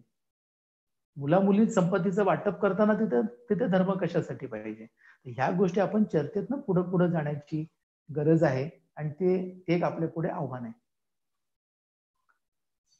नंतर आता मूलभूत कर्तव्यांचं, जसं तुम्ही बोललो ना की 1976 साली जी 42वी घटना दुरुस्ती झाली त्याच्यात आलं. आता याच्यात बघा आहे ते कलम 51 जे यातलंच होतं मार्गदर्शक सूत्रांच्या मधलं, त्याच्यातच त्यांनी दुरुस्ती करून ही मूलभूत कर्तव्य आणलीत. ते म्हणजे असं आहे की संविधानाचं पालन केलं पाहिजे, त्याचे आदर्श आणि काय राष्ट्रध्वज राष्ट्रगीत यांचा आदर केला पाहिजे असं ते आहे. किंवा वैज्ञानिक दृष्टिकोन आहे त्याच्यात, की तुम्ही पर्यावरणाचं रक्षण करायला पाहिजे, सार्वजनिक मालमत्तेचं रक्षण करून हिंसाचाराचा आपण त्याग करायला पाहिजे. अशी सगळी याच्यातली ही सगळी सुभाषित असल्यासारखे हे सगळी मूलभूत कर्तव्य आहेत. ती वावगी काहीच नाहीयेत, ती करायला पाहिजेत. पण ती अट म्हणून मूलभूत अधिकार काढून घेणं किंवा त्याच्यावरती कोणी जर म्हटलं की बघा हे तू पाळत नाहीस म्हणून तुला हे नाही, तर ते त्याच्याबद्दलचं होणार नाही. या दृष्टीने ही मूलभूत कर्तव्य आहेत आणि ती तुम्ही त्याचा त्या रीतीनं त्याचा नंतर तुम्ही हे सगळं नीट तुम्ही जसं तुम्हाला जमेल तसं तुम्ही बघा. इथे हा विषय मी आता थांबवतोय याचा आणि तुम्हाला आता एक पुढं जे तुमच्याशी जे काही बोलायचं आहे त्याच्यामध्ये आता तुम्ही जेव्हा याच्यामध्ये आता पुढे बोलाल तर त्यावेळेला तुमच्याकडनं एक जी अपेक्षित आहे की तुमचा अभिप्राय हवाय आम्हाला. हा तुमच्याकडनं आता तुम्ही काही बाबी बोला, पण काही तुम्ही लेखी द्या. आम्ही एक ना गुगल फॉर्म तुम्हाला देऊ किंवा व्हॉट्सअपवरती देऊ, शरद शेळके जसं तुम्हाला सांगतील तसं. एक तर गुगल फॉर्म भरा किंवा व्हॉट्सअपवरती या प्रश्नाबद्दल तुम्ही लिहून द्या, किंवा असं करा तुम्ही कागदावर लिहा आणि त्याचा फोटो काढून पाठवा काही प्रकारे. तर ते प्रश्न असे साधारणपणे काढले. पुढे गुगल फॉर्म करताना आपल्या चर्चेतनं झाला तर बदल, त्याच्यात आणखी दुसरा बदल करू. तो असा आहे की ह्या सगळ्या 5 दिवसांचा आपला जो काही हा झाला वर्ग, हा एक आपण एक पायलट प्रोजेक्ट करत होतो, म्हणजे प्रयोग होता आपला. याच्यातून ज्या काही गोष्टी तुमच्याकडनं येतील, आमच्या सहकार्यांच्याकडनं येतील, त्याप्रमाणे आपल्याला त्याच्यात बदल करायचे. म्हणजे विषयात आपण बदल करू, कदाचित विषय खूप मोठा होतोय त्याचे तुकडे तुकडे करून आपण विचार करू शकतो, आपल्याला तसा विचार करावा लागेल. आपल्याला काय काय तांत्रिक अडचणी येतात, डेटाच्या अडचणी येतात की दिवसभर आपण काय ना काहीतरी वापरत असतो आणि मग आत्ता लावताना तो स्लो होतं इंटरनेट आणि मग आपल्याला ऐकून नीट येत नाही. तर अशा सगळ्याचं आपण काय करायचं त्याचा विचार आपल्याला करावा लागेल. तर ह्या सगळ्या गोष्टीतनं आम्हाला पुढचा वर्ग जो आम्ही घेऊ, म्हणजे 1 आठवडाभर आम्ही गॅप घेणार आहोत आणि मग पुढची बॅच पुढच्या सोमवारपासून सुरू करू, हा मधला आठवडा सोडून. या मधल्या आठवड्यामध्ये आम्हाला हे काय काय आता जे झालेलं आहे त्याचा नीट विचार करून काही दुरुस्त्या करायच्या. तर ह्या दृष्टीनं तुम्ही त्याच्यामध्ये सहभाग घ्या. हे अभिप्राय व्यक्त करताना किंवा प्रश्नावलीच्या स्वरूपात उत्तरं देत असताना. काय प्रश्न याच्यामध्ये आहेत तर तुम्हाला या सगळ्यात काय नवीन समजलं ह्या 5 दिवसात, काय समजायला अवघड गेलं ते 1, 2, 3 लिहा. या वर्गाच्या पद्धतीत काय दुरुस्त्या करायला हव्यात. समजा मी आता तुमच्या पुढे मांडणी करतोय, आता तरी सध्या मी 5ही सत्र मी घेतलेत, पण पुढच्या सत्रांच्या मध्ये मीच असेन असं नाही, आमच्या इथले दुसरे सहकारी ते सगळे विषय घेतील. तर त्यावेळेला ते घेत असताना काय रीतीने घ्यायला पाहिजे. म्हणजे मी जसं बोलतोय तसं बोलत राहावं की 10 मिनिटं बोलावं, थांबावं आणि प्रश्नोत्तरे घ्यावीत असं करत जावं. पण आपल्याला या माध्यमाची अडचण आहे, म्हणजे थांबून परत घेऊन परत जाणं, याच्यात किती वेळ घ्यायचा अशी पण त्याला अडचण आहे. पण असं पण कदाचित करता येऊ शकेल, कारण एकतर्फी ऐकताना आपल्याला सगळंच नीट ऐकायचा आवाका राहतो असं नाही. ज्याला म्हणतात की ऐकण्याचा जो काही एक स्पॅन राहतो, ती कुवत, तर ती मी 15 मिनिटांपेक्षा मला लक्ष केंद्रित नाही ठेवता येत, अशी काहींची अडचण असू शकते. तर काय करायचं, आपण जेव्हा प्रत्यक्ष हॉलमध्ये वर्गामध्ये जेव्हा बोलतो भेटतो तेव्हा आपण एकमेकांकडे बघत असतो, आपले हातवारे होत असतात आणि आपला संवाद चाललेला असतो. मध्ये आपण थांबतो, हा भाऊ तुम्हाला काय वाटतंय बोला, कोणतरी मध्येच हात वरून प्रश्न विचारतो. मग असं जे काही सगळं आपलं तिथे चाललेली असते प्रक्रिया, ही या ऑनलाईन मध्ये होत नाही. तर त्या दृष्टीनं काय करायला पाहिजे, तुम्हाला तांत्रिक किंवा अन्य अडचणी काय आल्या डेटाच्या आल्या, मोबाईलच्या आल्या, काय आमच्याकडनं कुठल्या आल्या, ते तुम्ही त्याच्यामध्ये लिहा. तुम्हाला पुढं काय समजून घ्यावं असं वाटतं, म्हणजे जे विषय आपले झालेत याच्या व्यतिरिक्त अजून काय विषय आपल्याला घ्यावेसे वाटतात की जे तुम्हाला, किंवा मुद्दे विषयापेक्षा की जे समजून घ्यायला हवेत, की जे आपण पुढच्या काळात कदाचित एखादं सत्र मध्ये मध्ये आपण घेत राहू सगळ्यांच्या सोयीनं. आता पुढं असं आहे की आपण हे जे सगळा जो उद्योग जो करतोय तो आपण काहीतरी एक समाज बदलासाठी करतोय, की आत्ताचं हे समाज धड नाहीये, ह्यांना नीट संविधान समजलं नाही. ते समजून सांगितलं तर लोक जागे होतील आणि आपल्या अधिकारांकरता उठतील आणि संविधानाचे संरक्षण होईल आणि संविधानाचं संवर्धन होईल. म्हणून आपण संघटना काढली आहे, संविधान संवर्धन समिती. या संविधान संवर्धन समितीमध्ये आम्ही लोक आहोत, त्याच्याबद्दल मी तुम्हाला पुढच्याच 2-3 मिनिटात मी सांगतो. तर ही जी संविधान संवर्धन समिती जी काही आहे तिचे तुम्ही सदस्यही असाल, तिच्या तुम्ही क्रियाशील पण असाल, पण जर नसलात तर तुम्ही ह्या संविधान संवर्धन समितीमध्ये तुम्ही सहभागी होऊ इच्छिता का, म्हणजे तुम्ही त्याचे सदस्य होऊ इच्छिता का? आम्ही जी वेगवेगळ्या प्रकारची जी काही कामं करतोय संविधान संवर्धन समितीची, त्याच्यात तुम्हाला जमेल तसं तुम्ही सहभागी व्हायची तुमची इच्छा आहे का, हे तुम्ही त्या प्रश्नावलीमध्ये लिहा. आणि आणखीन काही जर तुम्हाला लिहायचं वाटलं याच्या व्यतिरिक्त तर ते तुम्ही खाली लिहा. असं तुम्ही कोऱ्या कागदावर लिहून त्याचा फोटो तुम्ही व्हॉट्सअपवरती शरद शेळकेंना पाठवा, किंवा आपल्या त्या ग्रुपवरती पाठवा, किंवा व्हॉट्सअपवरती तुम्ही सरळ लिहून पाठवा, किंवा गुगल फॉर्म तुम्हाला देऊ त्या गुगल फॉर्म मध्ये लिहून पाठवा. तुम्हाला जसं जमेल तसं तुम्ही त्याच्यामध्ये पाठवा, पण कधीपर्यंत पाठवा? उद्या संध्याकाळपर्यंत. हा वेळ काही खूप नाही, म्हणजे तुम्ही आज रात्री सुद्धा गेल्यानंतर एवढ्या प्रश्नांची उत्तरं काही लिहायला काही जड नाही, ती काही अशी काही म्हणजे परीक्षा घेतलेली नाही त्याच्यात. तर ती तुम्हाला विनंती आहे की तुम्ही याचा विचार करा. हे प्रश्न तुम्हाला आपल्या ग्रुपवरती टाकले जातील, किंवा ही पण टाकू त्याच्यात. आता हे पीपीटी पण तिथे टाकलं जाईल.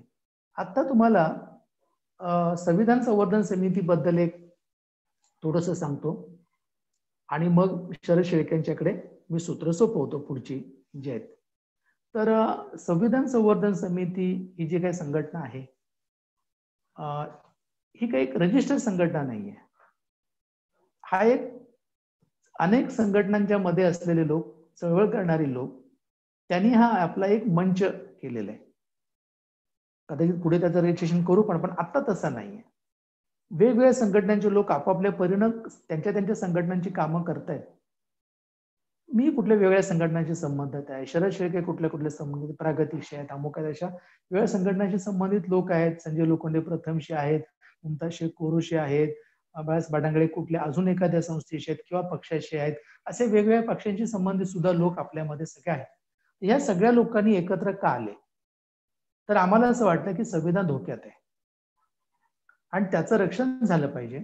एवढंच नाही तर संविधानाचं संवर्धन झालं पाहिजे, म्हणजे त्याची जोपासना झाली पाहिजे, विकास झाला पाहिजे. आणि म्हणून आम्ही एकत्र आलो. हे एकत्र येताना एक बाबासाहेबांचा विचार पण आमच्या मनात होता. बाबासाहेब असं म्हणतात की माणसं जशी मरतात तसा विचार सुद्धा मरतो. कसा मरतो? विचार अमर असत नाही. तर विचार जशी एखाद्या रोपाची, झाडाची जोपासना करायला लागते, पाणी घालायला लागतं, तेव्हा ते झाड फुलं त्याला येतात, पानं येतात, फळतात, आणखीन त्याचा विकास होतो त्या झाडांचा. तसं एखाद्या विचाराला जर आपण त्याच्या विचाराचा जर प्रचार प्रसार केला नाही, आजच्या काळात त्या विचाराचा काय संबंध आहे हे जर सांगितलं नाही, लोकांच्या मनात त्या विचाराचा अर्थ नीट रुजला नाही, तर तो विचार मरतो. म्हणजे बाबासाहेबांनी लिहिलेली घटना म्हणून मला ती प्रिय आहे, पण बाबासाहेबांनी नसती लिहिली तर तेवढी मला प्रिय झाली असती का? मग जर नसती असं जर मनात जर उत्तर आलं तर ते चुकीचं आहे, हे बाबासाहेबांचं म्हणणं नाही. बाबासाहेबांनी घटना लिहिली ह्याचा मला जरूर अभिमान आहे, पण ती देशाची घटना आहे आणि एक नागरिक म्हणून त्या घटनेतल्या बाबी जरी बाबासाहेबांनी ती लिहिली नसती तरी मला त्या माहीत हव्यात. त्याच्या संवर्धनासाठी मी प्रयत्न करणं, हा विचार माझ्या मनामध्ये ते रुजणं म्हणजे बाबासाहेबांचं खरं अन्वय होणं आहे त्याला. आणि म्हणून मग हे सगळ्या संविधानातल्या ज्या बाबी आहेत त्या मला नीट समजून मला इतरांना सांगता आल्या पाहिजेत. आपल्या वस्तीतल्या लोकांना संविधान समजून सांगता आलं पाहिजे. आणि म्हणून आम्ही संविधान संवर्धन समितीमध्ये आम्ही लोक एकत्र आलो आणि आम्ही ही संघटना काढली. ही 2011 पासून आम्ही चालवतोय. अलीकडे 5-7 वर्ष ती अधिक वेगानं आम्ही करतोय. आता या संविधान संवर्धन समिती म्हणून उपक्रम काय काय घेतोय, तर तुम्हाला एक उपक्रम सगळ्यांनाच माहिती आहे, तो म्हणजे संविधानाची यात्रा, जागर यात्रा 26 नोव्हेंबरला. त्याच्यात तुम्ही गेली 3 वर्ष तुम्ही आलेला. पहिली 2 वर्ष आपण शिवाजी महाराजांचा पुतळा पांढरापूर इथून ते आम्ही चैत्यभूमीपर्यंत आपण त्या यात्रा नेलेल्या आहेत आणि हजारो लोक त्याच्यात सहभागी झाले. वेगवेगळ्या विचारांचे लोक त्याच्यामध्ये आपण एकत्र करू शकलो. त्याच्यामध्ये आपली संघटना एक प्रमुख होती, पण अनेक संघटना त्याच्यात होत्या आणि त्याची आपण एक संविधान जागर समिती सुद्धा अशी आपण त्याची केलेली होती. संविधान संवर्धन समितीच्या पुढाकाराने गेल्या वेळची यात्रा ही फक्त चेंबूरमध्ये झाली, कारण आपल्याला निवडणुका वगैरे सगळ्यांच्याच मुळे अवधी नव्हता आणि आपण म्हटलं की केवळ आपल्या संघटनेच्याच बळावरती आपण एक यात्रा जेवढी आता आपल्याला जमेल आणि वेळेच्या दृष्टीने संघटित होईल तेवढी आपण काढली. ती पण खूप चांगली झालेली आहे. दुसरं आपण असं म्हटलंय की आपण ह्या संविधानाचे प्रचारक तयार करायचे म्हणून आपण काही शिबिर घेतो. असं आता जसं घेतलं ना आपण, आता हे ऑनलाईन घेतलंय, पण आपण असं एक शिबिर घेतो की ज्या शिबिरामध्ये 24 तास आपण एकत्र असतो आणि मग त्याच्यामध्ये सगळ्या गोष्टी आपण एक एक सांगतो आणि लोकांना सांगतो की तुम्ही आता मांडायला लागा, तुम्ही बोला आणि मग त्यांची तयारी करून त्यांनी जाऊन इतरांना सांगावं. मग म्हणजे जसं एक बुद्धाला ज्ञान प्राप्ती झाली आणि बुद्धाला ज्ञान प्राप्ती झाल्यानंतर बुद्धानं ठरवलं की आता काय करू, हे माझ्यापुरतं ठेवू की लोकांकडे जाऊ. त्याने निर्णय केला लोकांकडे जायचं आणि तो पहिल्या 5 भिक्खूंना तो शिकवतो. पंचवगीय भिक्खू जे सारनाथला असतात त्यांना जाऊन तो भेटतो, त्यांना सांगतो आणि मग ते 5 भिक्खू ते पहिलं धम्मचक्र प्रवर्तन होतं आणि मग तिथून ते आणखीन वेगळ्या ठिकाणी जातात ते 5 जण आणि ते अनेक लोकांना शिकवतात. मग ते शिकवलेले लोक अनेक लोकांना शिकवतात. असं ते 1चे 2, 2चे 4, 4चे 8 असं होऊन तो सगळा बुद्ध धर्माचा प्रचार होतो. संविधानाचे प्रचारक आम्हाला तसेच अभिप्रेत आहे. तुम्ही जर संविधानाचे जर प्रचारक व्हायला जर का तयार असाल तर तुम्ही काही किमान बाबी समजून घ्या आणि तुम्ही इतरांना त्या समजावून सांगा आणि तसे प्रचार करणारे लोक तयार करा. याची एक साधी गोष्ट आम्ही करतो की हे मी सगळं 5 दिवस तुम्हाला जे काही सांगितलं एवढं सांगण्याची गरज नाही. त्यातलं जे आपलं जे एक सत्र जे आपण घेतलं की उद्देशिका, की ती एका वाक्याची उद्देशिका, त्यातल्या शब्दांचे अर्थ आपल्याला समजून सांगता आले पाहिजेत. एवढंच जर तुम्ही केलं म्हणजे उद्देशिका लावली भिंतीवरती किंवा आपल्या हातात आहे आणि तुम्ही लोकांना त्याच्याबद्दल सांगताय. किती वेळ सांगताय? अर्धा तास बोला, 1 तास बोला, मुलांच्याशी बोला, बायांशी बोला, गड्या माणसांशी तुम्ही संध्याकाळच्या वेळेला बोला. असं आपण जसं प्रौढ साक्षरता करतो, इच वन टीच वन, एकाने एकाला शिकवायचं, तसं हे एकाने एकाला शिकवायचं काम आपण करू शकतो. ही उद्देशिका जी आहे ती आपल्याकडे आपण स्टिकर म्हणून घेतलेली आहे. तुम्हाला शेळके ते दाखवतील आता शरद त्याला त्यांच्या याच्या जर तुम्ही जर पाहिलीत ती किंवा ते नंतर दाखवतील. आता जर कदाचित ती फ्रेम समोर येणार नाही तुमच्या, तर ते तुम्ही ते जेव्हा बोलायला लागतील तेव्हा ते दाखवतील. तर ती उद्देशिका तुम्ही स्टिकर म्हणून कुठे घरामध्ये लावू शकता त्याला आणि तुम्ही त्याच्यावरनं तुम्ही शिकू शकता. आमच्याकडे पुस्तिका आम्ही केलेली आहे की जी ह्या पुस्तिका ह्या सगळ्या उद्देशिकेतल्या शब्दांचे अर्थ सांगणारी आहे. ती 20 रुपयाला आहे. हिंदी आहे, मराठीत आहे आणि उर्दूत सुद्धा ती पुस्तिका आहे. तर त्या पुस्तिकेचा आधार आपण घेऊन लोकांना सांगू शकतो. तर हे एक संविधानाचे प्रचारक लोकांना करणं, त्यांनी जाऊन लोकांना संविधान साक्षर करणं असे उपक्रम आम्ही करतो. आम्ही हे उपक्रम करताना आता असा एक संकल्प घेतलाय की जेव्हा संविधानाला जेव्हा आता 75 वर्षे जेव्हा पूर्ण होतील अजून एक पुढच्या 5 वर्षांनी, त्यावेळेला आपण आपली वस्ती संविधान साक्षर झालेली असली पाहिजे. तर असं जर तुम्ही तुमच्याकडे जर काही प्रण केलात की माझी गल्ली, माझी एवढी 10 घरं, ही एवढी काही 40 घरं ही संविधान साक्षर झाली पाहिजे. म्हणजे काय झालं पाहिजे, त्या घरातल्या सगळ्या लोकांना किंवा 50 वर्षेपर्यंतच्या लोकांना उद्देशिकेतल्या मूल्यांच्या पैकी किमान 3-4 तरी मूल्यांचा अर्थ सांगता आला पाहिजे. त्या घरातल्या एकाला तरी ते संविधानाची उद्देशिका पाठ पाहिजे. तुम्ही तुमच्यापासून सुरू करा ते पाठ करण्याचं. पाठांतर महत्वाचं नाही, पण पाठ असलं की आपल्याला ती मूल्य आठवायला बरं पडतात त्याला, म्हणून ती त्याला करायची आणि घरामध्ये ती उद्देशिका लावलेली असली पाहिजे. आपल्या चौकात उद्देशिका संविधानाची लावलेली असली पाहिजे, फ्लेक्स स्वरूपात किंवा काही प्रतिमा करून असं, किंवा भिंतींच्या वरती आपण ही सगळी मूल्य लिहिलेली असली पाहिजेत. असं आपण एखाद्या वस्तीमध्ये सुद्धा संविधान साक्षर वस्ती असं आपण करू शकतो. संविधान साक्षर शाळा आपण करू शकतो. धारावी मधलं गणेश विद्या मंदिर जे आहे ते सध्या संविधान साक्षर होण्याकरता ती शाळा पुढे आली आहे. आम्ही तिथल्या शिक्षकांचं प्रशिक्षण घेतलंय आणि विद्यार्थी तिथे दर दिवशी प्रार्थनेच्या वेळेला एका मूल्याची चर्चा करतात. मग तिथे ते चित्र काढतील, अमुक काढतील, असे प्रकार करून ती एक शाळा संविधान साक्षर करायचा आता सुरू आहे. तर तो एक उपक्रम त्या प्रकारे आम्ही तो आता तिकडे सुरू केलेला आहे. तर असे हे जे उपक्रम आपले जे आहेत त्यातले मुख्यतः जो प्रचाराचा भाग जो आहे की आपण तरुण मुलींना एकत्र करून त्यांची शिबिरं घेणं आणि त्यांना प्रचार करणं हे आपण जागोजाग करतो. आपण संविधानाच्या गाण्यांचं कलापथक तयार केलंय की जे गाणी आणि कदाचित पुढे जाऊन त्याच्यामध्ये एखादा फार्स बसवणं, हे गाणं की आपण त्याचं त्या ह्याच्या स्वरूपात सांगितलं गाण्यांच्या आणि सवाल जबाबाच्या, तर तो लोकांना आधी कळू शकतं. तर तुमच्यापैकी ज्यांना गाणी म्हणायला रस आहे, ज्यांना तुम्हाला त्याच्यातल्या गाण्यांच्या मध्ये तुम्हाला तिथं गाणी लिहिण्यामध्ये रस आहे, छोटी नाटकली लिहिण्यामध्ये रस आहे, अशा लोकांनी जर काही पुढे आलात तर त्यांचे गट आपण तिथं वस्तीत तयार करू. गाणं म्हणणाऱ्यांची संविधानाची गाणी आपण म्हणू, ती लोकांच्या पर्यंत आपण त्याला देऊ. तर असे उपक्रम आपल्याला वेगवेगळे करता येऊ शकतात. आम्ही जयंत्यांचे उपक्रम करतो. समजा शाहू महाराजांची जयंती आहे तर ती जयंती साजरी करायची आणि आरक्षणाचं त्या दिवशी तत्व समजावून सांगायचं. अशा वेगवेगळ्या आपल्याला संधी घेऊन तिथे आपल्याला लोकांचं हे सगळं शिक्षण करता येऊ शकतं. स्पर्धा घेता येऊ शकतात, निबंध स्पर्धा घेता येऊ शकतात, चित्रकला स्पर्धा घेता येऊ शकतात या सगळ्या मूल्यांच्या वरती.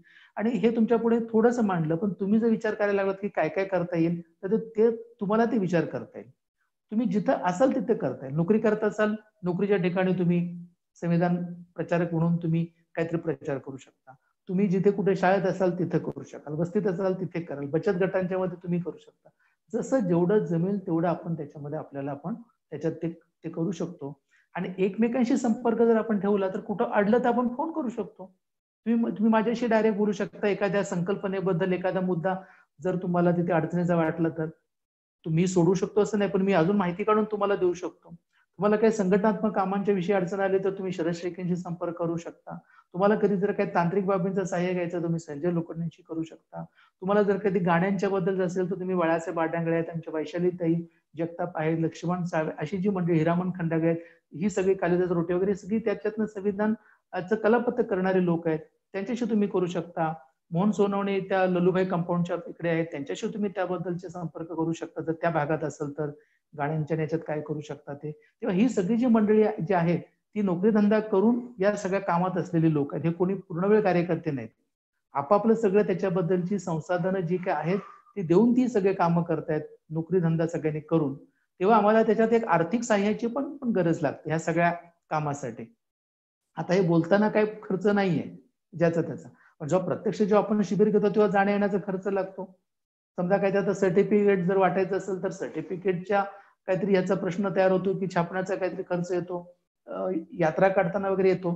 तर अशा साठी सुद्धा आपण काहीतरी वेगळी मदत आपल्याला गोळा करावी लागते. त्या कामात सुद्धा तुम्ही त्याच्याबद्दलचं सहाय्य करू शकता. तर असं तुम्ही जर विचार करायला लागलात की तुम्ही या प्रकारे काय करू शकता तर तुम्ही तो विचार करा.